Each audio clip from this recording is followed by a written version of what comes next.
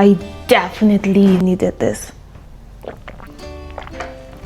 So many of you have been coming to my comment section asking how much it actually costs to build a 3-bedroom house in rural Zimbabwe, and I decided, apart from just making it comment after comment, let me just make it into a video. So we are going to be doing that today. Hey guys, welcome back to the YouTube channel. If you're here for the first time, hi, my name is Tina Sparks, your favorite Africa without borders. And if you're here for the second or third or more than 3 times, hey, what it do? So in today's video, I'm going to be sharing with you how much it actually costs. This is not a low budget house. This is a house that you're going to be building, that you're maybe going to retire in, a house that is comfortable, and a house that actually provides a bit of luxury. So I have a notebook right here, and I'm going to be sharing the details with you today. So please give this video a huge thumbs up, subscribe if you haven't, and we're on the road to 20,000 subscribers, and it can only happen if you make it happen. Without further ado, let's get right into the video.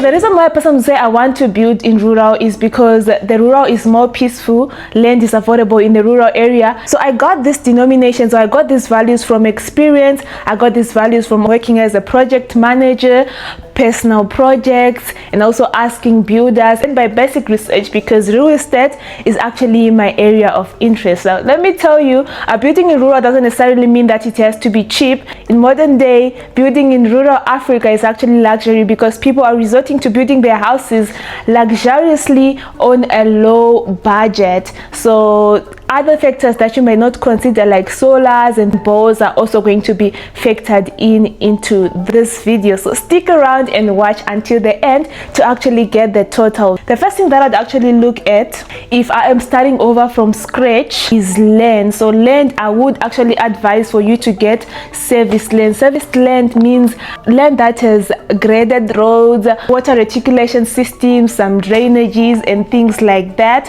And you're also trying to minimize the cost on land. So we're maybe looking at places like Domboshava, we're looking at places like Vumba, Chigodora, in Manicaland, in Mashingo. We can talk of places like Chibi, Gokomere, Zimuto. Those places are developing, and you could actually get service land about 1,000 to 1,200 square meters. You get it from about 4,500 to 5,000 US dollars. So basically, if you're starting from scratch, keep Chengeta 5,000 US dollars on the side for land. The second thing that you need to consider is putting some money aside for architectural plans and council fees. So from past experience, I've used about $700 for these. Of course, a plan would cost you like 300 to 400 US dollars, and then all the other fees that you need to pay to this council, it's about $300 there. So yes, the total is 700 US dollars. So now let's get on to the actual building of the project.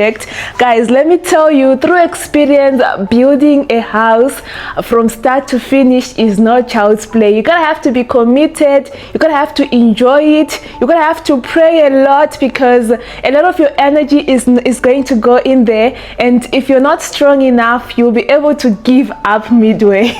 Trust me, it is very hard. Oh, my throat is getting a bit dry. This winter season right here in Zimbabwe, it gets a bit sunny, but the air is very dry. So yeah, number one, it's foundation and the slab. So this includes the digging, the setting out the footing. We are assuming our house is about 14 by 10 or any of those lengths, but then the area almost rounding up to be the same. You'd need about 110 bags of cement, and then casting the slab, you'd need a lot of soil. Some get it for free, some need to buy it, but I'm just putting in some values where you actually buy, because for all the projects that I've done, I had to buy some soil. Okay, so you also need more bags of cement, like 45 bags of cement. You need some reinforcements, if waterproofing systems like in Pemos, the DP PC.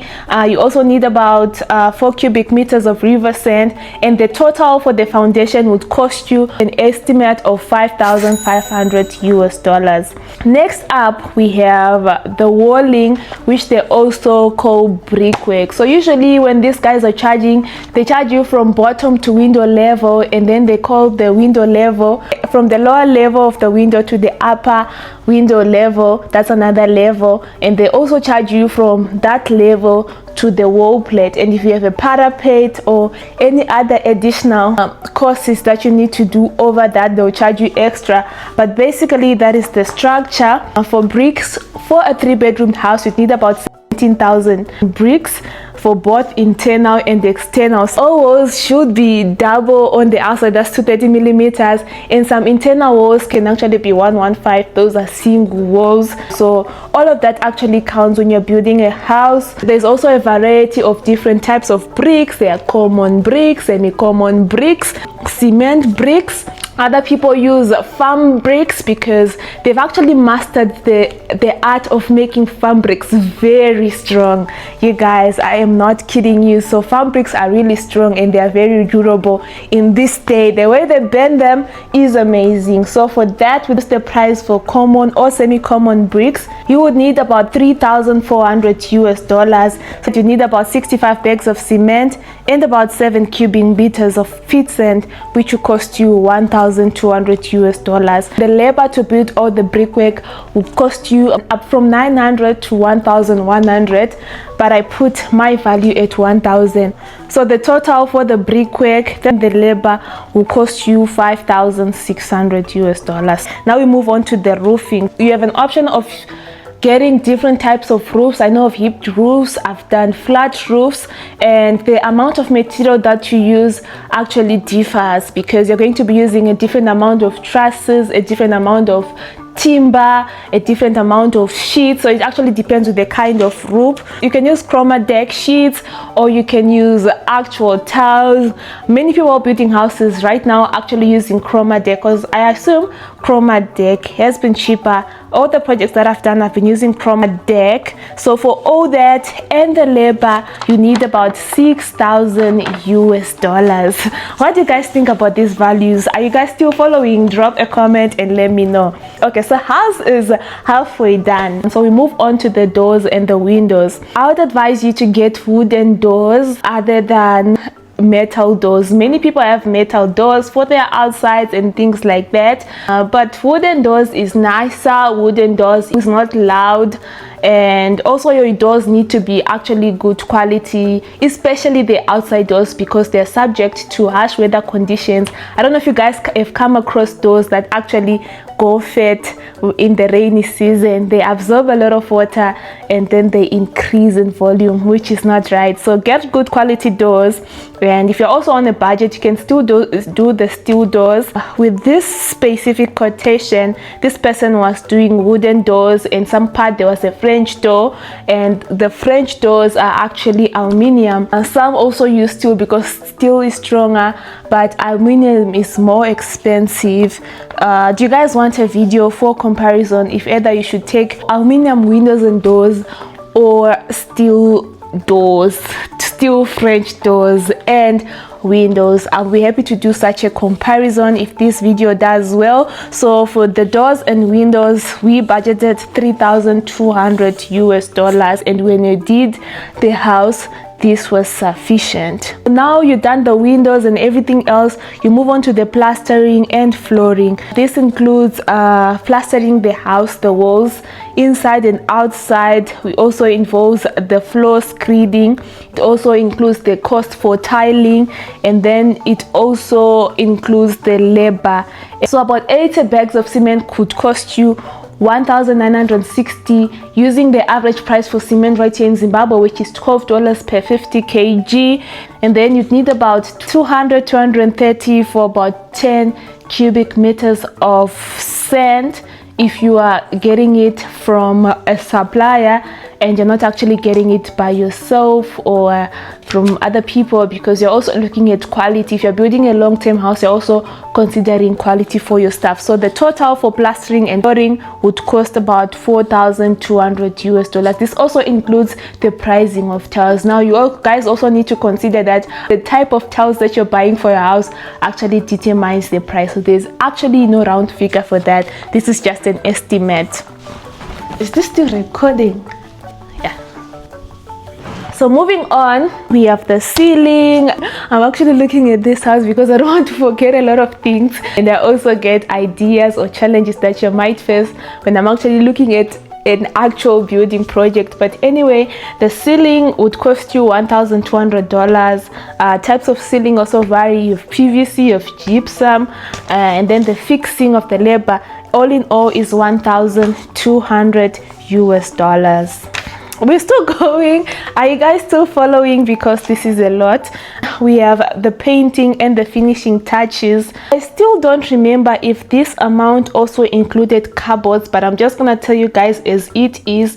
So apart from cupboards, which I'm not sure of, there was the paint, the primers, the undercoats, also the painting of the ceiling, and then labor for everything to actually have the house in a smooth finish. And for all this, that cost would be $3,200. Okay, so the house is complete, the house is shining, but like, I didn't talk about the electricals, I didn't talk about the plumbing, because before you even do the plastering, you need to cut your holes for the electricity lines. Some put them in the ceiling, some actually put them in the foundations, but I prefer my electricity lines being put in the walls, because if there is ever any fault, I wouldn't want to be digging out my tiles to find a fault in an electricity line. You get what I'm saying? A wall is better because you just open it up, you fix it, you close it, you plaster it, and then you paint it. So you need to consider that maybe when you're building your house.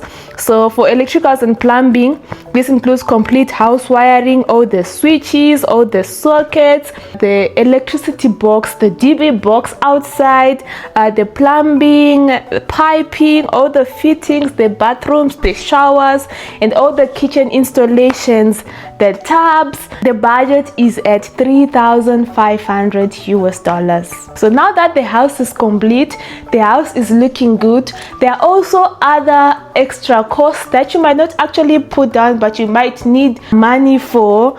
Amounts for transport, amounts for inspectors. Sometimes they need fuel, you need to go and pick them up and bring them to your place. Sometimes water, people buy water.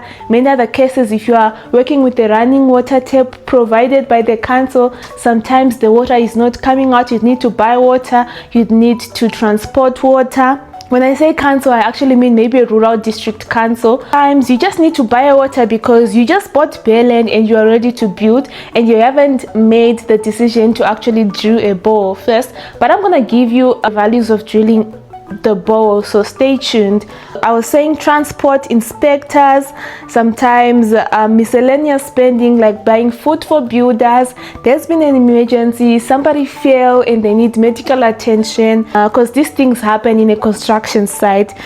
Sometimes you need a certain tool. The other time I had people with no scaffolds and I had to hire some scaffolds. You know, things like that actually need money, and you need money set aside for that. Also site security, you're gonna need someone who's gonna stay by the site and protect your building materials, because people are going to steal. I've seen people steal door frames and window frames that are installed, and they take them out to go and sell God knows where. So you need someone who keeps your place safe so that things don't get stolen. Well, if you are in the diaspora or you really don't have an idea of building and you don't know where to start, you definitely need a project manager, you guys. So a project manager does the full project management of the construction site.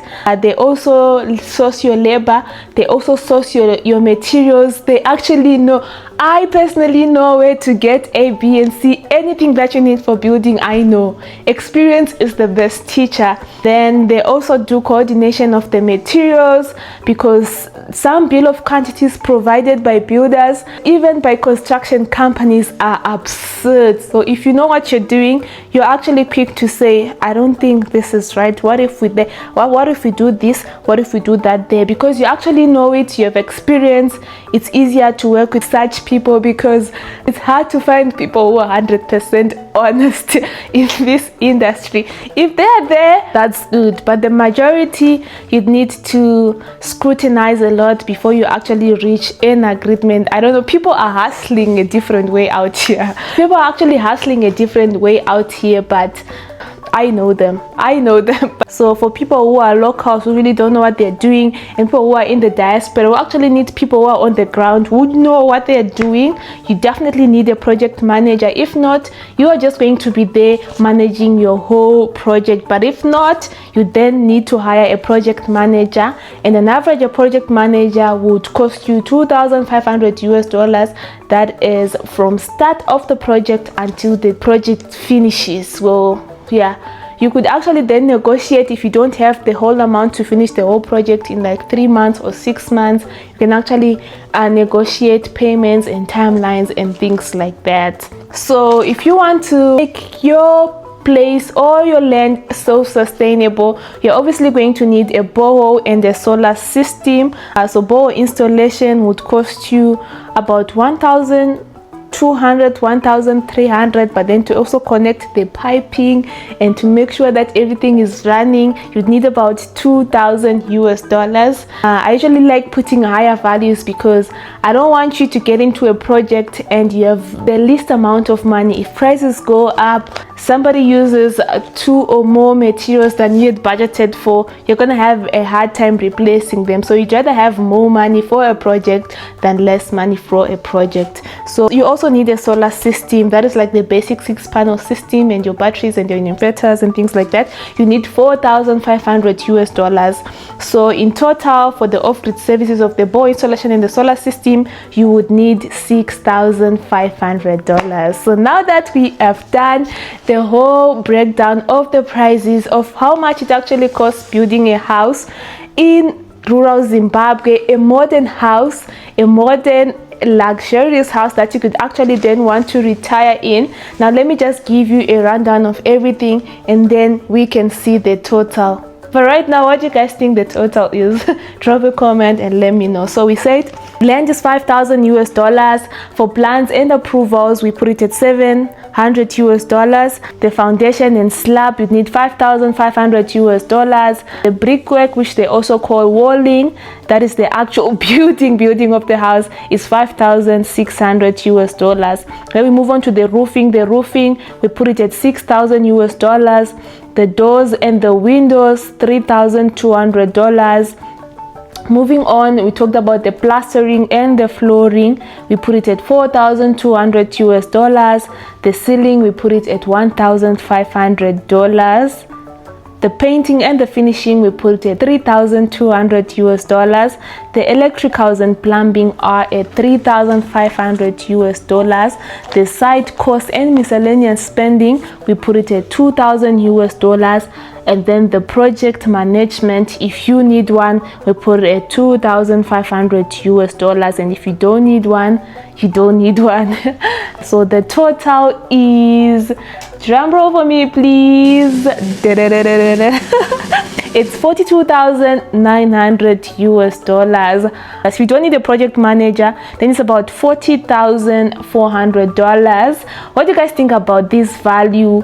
Give me an honest review, and if you guys have built something of this sort, let me know an estimate value of what you guys actually used. Well, these budget estimates were taken from actually real projects that are happening on the ground. So prices obviously vary according to where you're sourcing your materials from, the kind of quality that you need for your materials. And if you're doing for the whole house, that could actually mean a higher variation with the prices. So I just had to pick the higher value over the lower value, because it is better to have a project budget with a higher value than a lower value. If you're a project manager, you are going to have a hard time convincing the owner of the project that you need more money. They would actually think that you're stealing from you. Anyway, that is it for today's video, you guys. Thank you so much, you guys, for watching. If you guys enjoyed this video, please give this video a huge thumbs up. Let me know what you think about this video. If you want more videos about building in Zimbabwe, relocating to Africa, and just general investments in Africa, please subscribe and turn on the post notifications. My name is Tina Sparks and I'm your host for Build and Thrive Africa, and I'll see you guys in the next one. Also, please give me suggestions of what kind of videos or what other questions do you have about these investments in Africa that you have, and I'll be happy to answer them in a video. I'll see you guys next one. Bye guys.